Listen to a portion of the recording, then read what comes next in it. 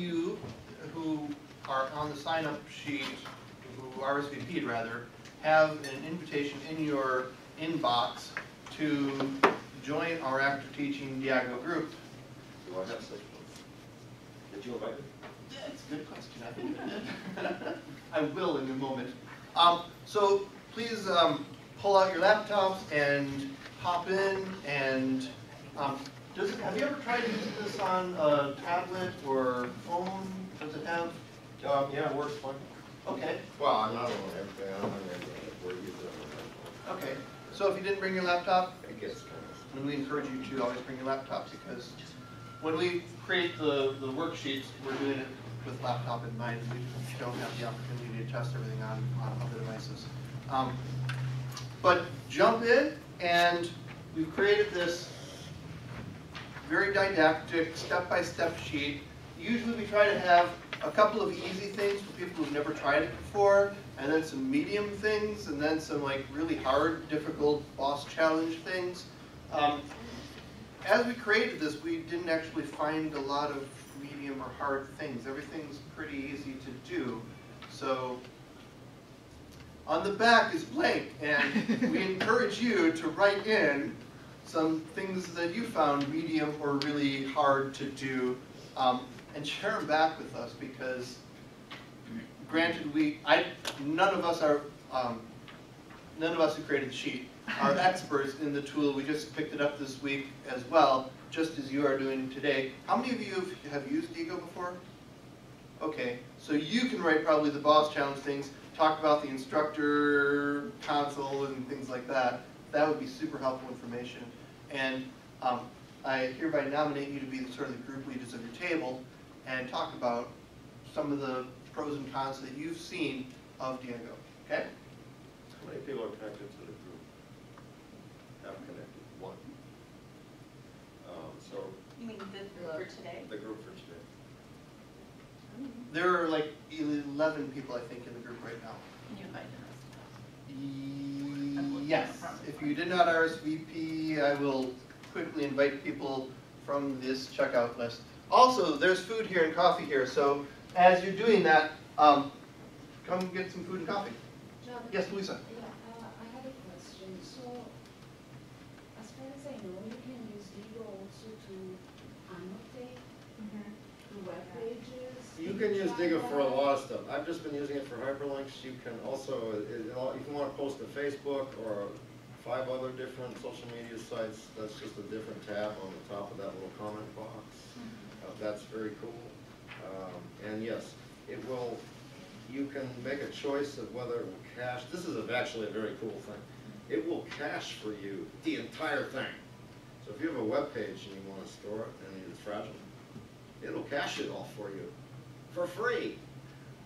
That's cool, right? You don't have to worry about that, that thing disappearing down the road, right? It's there. You own it now. So there are many other facilities, and you can explore if you want to use this in some other way for I sharing. think what she was referencing was the ability to highlight and comment on a web page. Yes. And then it saves that page as a specific Diigo link, so you could share that link so other people can see your annotations. Yes. I have not used that.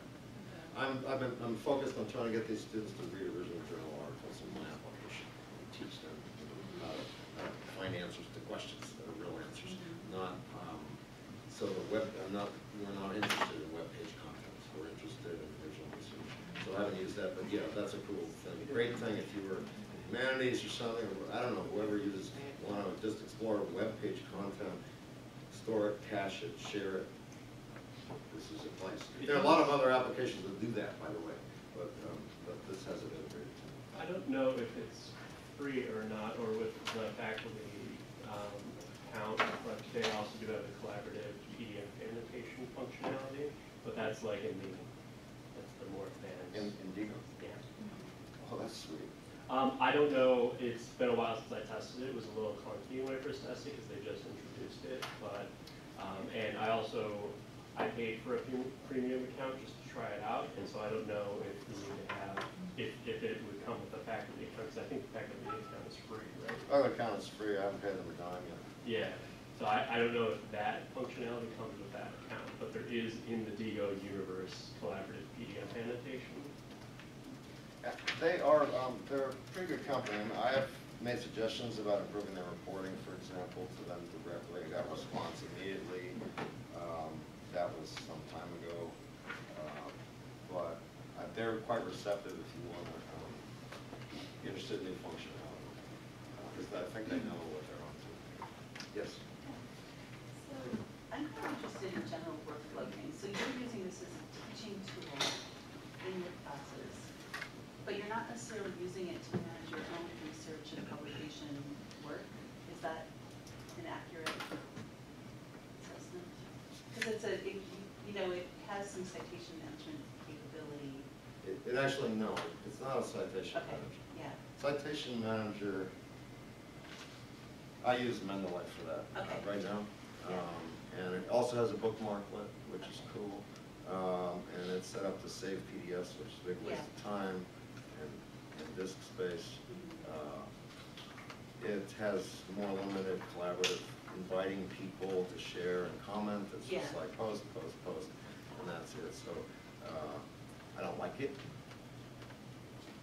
And that's why I use I use Diigo for people that, in my research group, to try to share information. And actually comments like, this is a great paper, and you know, take a look at this, and here's another thing, and it's actually better as this. But it doesn't, you can't build that into a bibliography like Citation Manager wants you Yeah, okay. to. I just It's wanted to designed. confirm that. Okay. All right, so I guess there's currently 9 people in here. I have put invitations to, Can you just add me? yeah, well, I thought I did.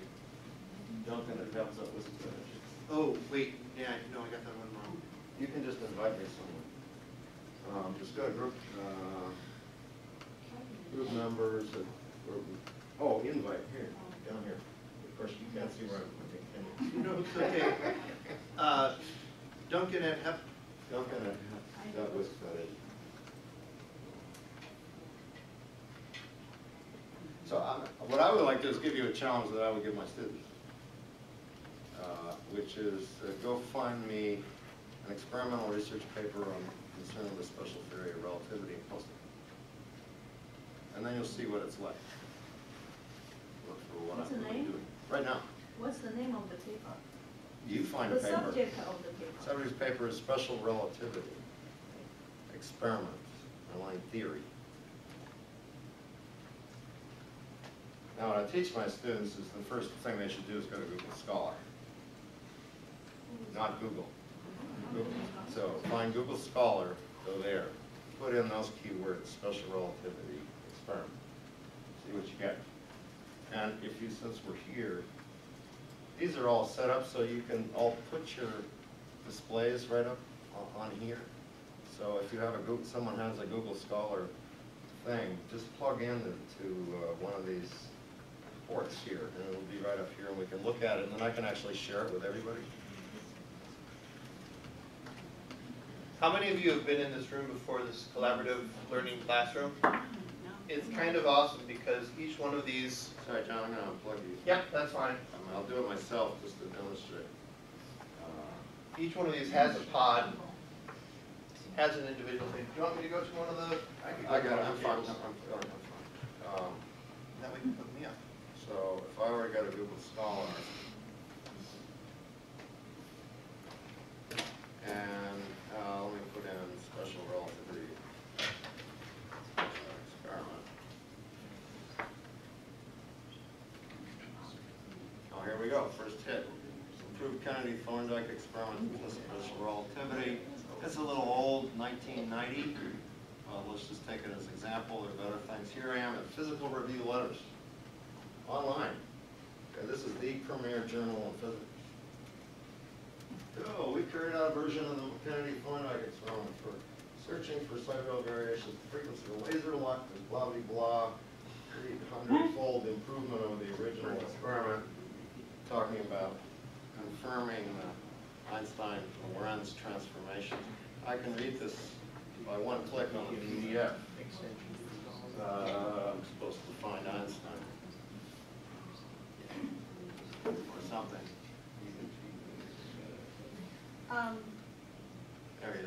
May I make a suggestion? Yeah. Having people access Google Scholar through the library portal will mean that if there's full text, it will always be there for them. They won't have to go through. I mean, I can see that you can get it here, but It does the easy proxy magic. Oh, yeah. Yeah. That's fine, I'm just, so here I am with the original journal article, here's, right, this is 1990, it's a little old. Right, right. But, you know, I can now read this, and whether it's full HTML or whatever, right? So now, I go like, okay, this is an interesting thing, I'm gonna share this. Where were we here? So you're in Firefox. Does Firefox have a little thing as well? Oh, yeah. Oh, yeah. This is Firefox, but you can put the bookmarklet anywhere. So I go here, and I can share the Twitter, Facebook, you know, my email. Here I am. I can pick my. Here are my groups now. I haven't joined your group yet. Okay, but the invite is there. The invite is there, right? So I can do that, and I just do. Well, let me join your group. Take this a sec. But that's how easy it is. Like, maybe that illustrates. So you can, if you want to explore, maybe you have a particular academic interest. Just a Google Scholar, boom, boom, boom, and then click and bookmarklet, done. How are the students' descriptions? Like, what do you set parameters for what their descriptions should look like? I do in the rubric. And do they get it, or does it take like a while for a couple of examples and models for them to get it? Do they get it right away, or does it take like months? It takes a little while, and that's the point. I mean, there's a learning curve, but it gets up there pretty fast. Do they then go back to the ones that they did earlier and fix them? No, I haven't asked them. Okay. Mostly they're in it, and I'm in it for the content, actually. The rubric's there just as a way to provide some method of assessing and staying on top of them.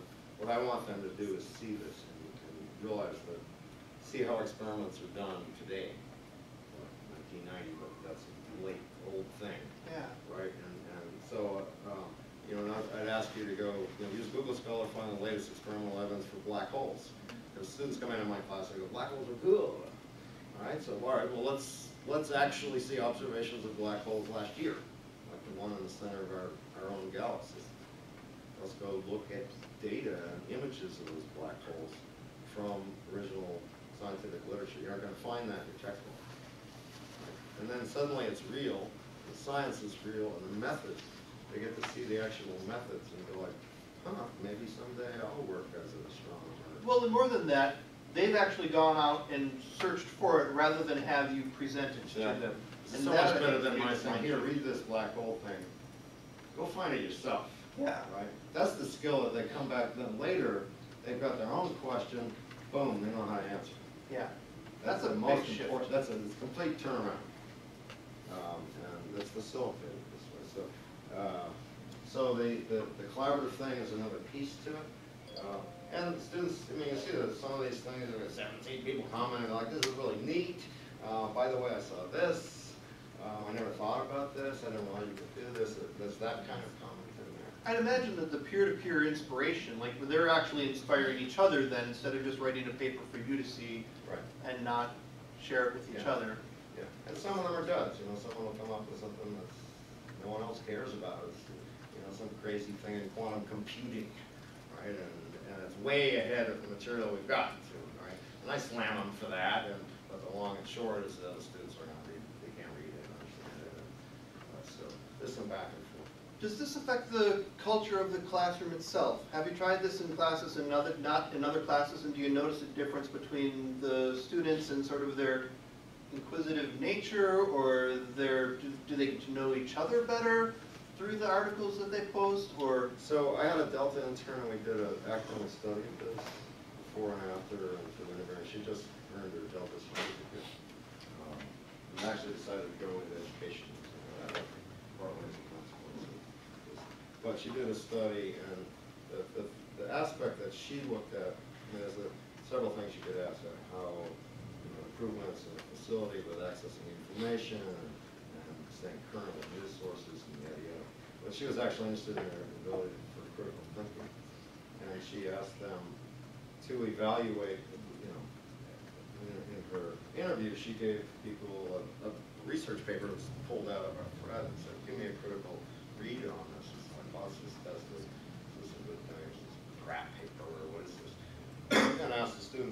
looked at the ones who had, she interviewed a group of students who had not done a lot of Diigo stuff, and ones who were like all over it. And, you know, the ones who were all over it were a whole lot better in their evaluation. I don't know whether that, you know, this is one of these studies, right, you know, it's a cause or effect, right, it's a correlation. So I can't say that. Okay. Can you turn on number, this number 1 here? Odd one? Yeah. And maybe just on the side things and keep yours on the big one, if you wanna keep. Oh, no, I'm sharing, oh. Or vice versa. I mean, that's fine too. Is this you now? This is me now, and you're on the little ones, and that way we're both on. Yeah. So in this room, I can also share to everybody so that you can see it close up.